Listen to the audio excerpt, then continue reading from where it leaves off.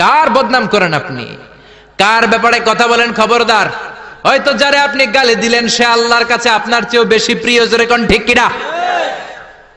খবরদার, কারো আকৃতি নিয়ে, দেহের গঠন নিয়ে কোনোদিন তুচ্ছ করা যাবে না। বিশ্বনবীর একজন বিবি ছিল একটু মোটা, ওই বিবির নাম হলো সফিয়া বিনতে হুয়াই ইবনে আখতাব। বিশ্বনবীর একমাত্র কুমারী বউ আয়েশা একদিন ঝগড়া লেগে বিশ্বনবীর কাছে এসে বলল, আপনার মুটকি বউ সফিয়া, মুটি আপনার মুটি বউ, মুটকি বউ সফিয়া।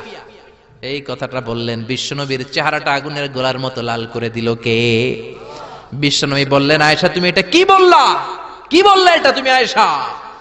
লাকাদ কুলতিলা কালিমাতান ইয়া আয়েশা, ও আয়েশা এমন কথা তুমি বলেছো, লাউ মুসিজাত বিমাইল বাহার, এই কথাটা যদি সাগরের পানিতে রেখে দেয়া হয়, সাগরের চমৎকার নীলাভ পানি মুহূর্তের মধ্যে কুচকুচে কালো হয়ে যাবে রে আয়েশা।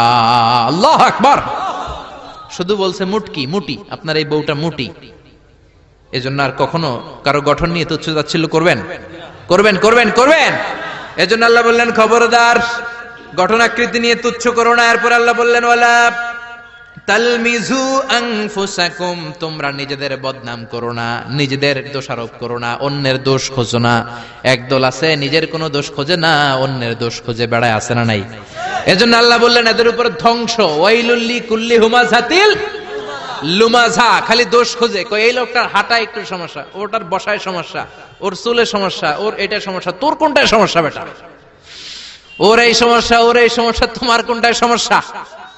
এজন্য নিজের সমস্যা খুঁজবেন, অন্যের পিছে লাগবেন। মনে